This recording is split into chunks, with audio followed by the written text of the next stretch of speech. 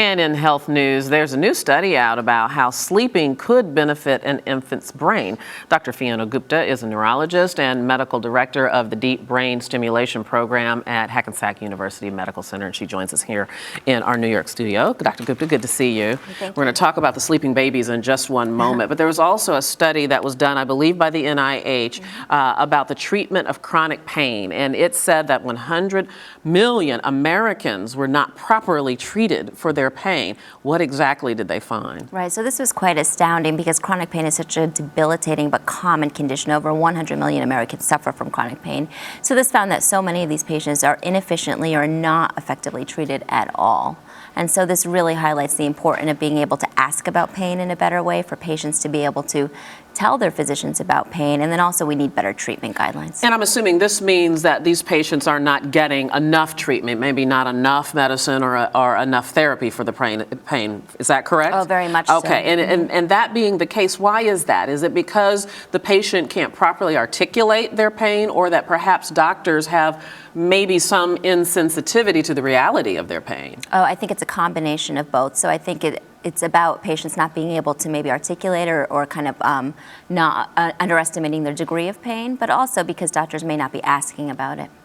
So then what's the answer here? Is this the onus on the doctors to become better investigators, if you will, or on the patients to become better advocates for themselves? I think both. I think more education and awareness, and just the fact that pain is so treatable in this day and age, and no one should live with chronic pain. All right, so let's move on to the next subject, and this is the effect of sleep on infants, on babies that were a year old or under.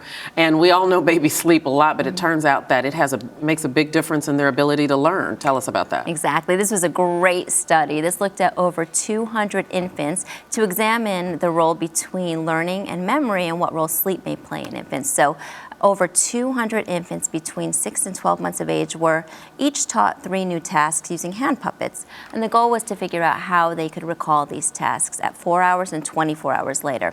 Half of the group, right after learning the tasks, went to sleep for half an hour. The other half did not. And the results were truly surprising that at 4 and 24 hours out, the group that had the nap slept recalled much better than the group that did not.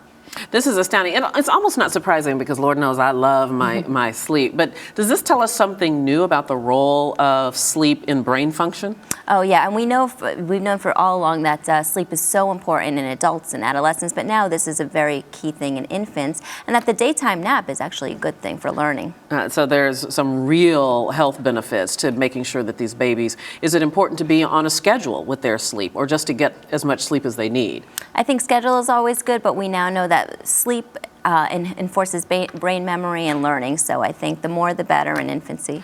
Can we apply this to human beings, that if we as adults are studying for a big project the next day or in college and studying, that it's important to get a lot of good sleep after that tough cram? Sure, absolutely, and now we know through the study it starts young.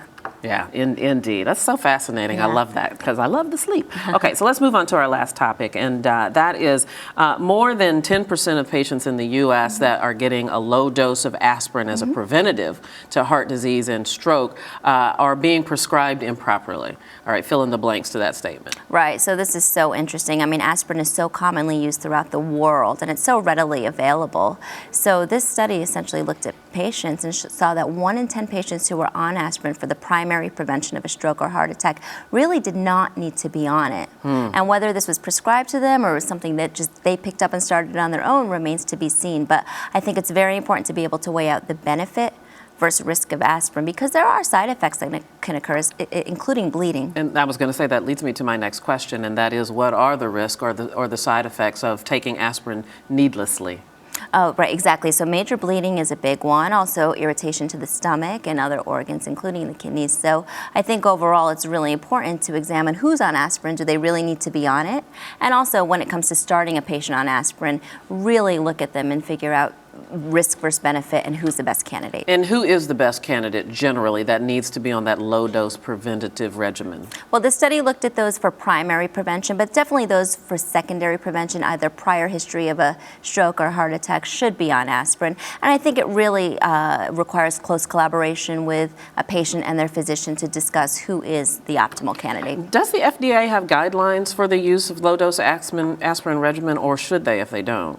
Yeah, I mean, there are general guidelines for each different condition, but I think a whole consensus and panel really needs to be put in place for the primary prevention of stroke or heart attack, and if aspirin is needed. Yeah, because this really has taken off. It's been used so much in the last 20 years, just in my own memory. Exactly, and the use continues to grow. Yeah, indeed. Dr. Fiona Gupta, thank you so much. Thank It's you. good to talk to you. Come Thank back you and see very us much. again. Thank you.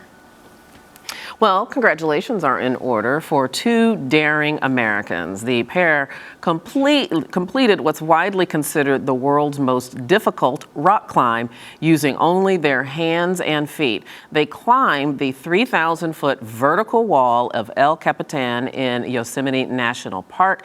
It took them 19 days, and if you haven't been following them on the news, it also cost them a lot of cuts and scrapes and even some loss of the tips of their fingers, but they finally made it, and we say congratulations to them. We do appreciate their efforts. That's going to do it for us today. Thank you so much for being here with us. We hope you'll join us for another edition of Arise America tomorrow. I'm Debbie Turner Bell. Have a great day.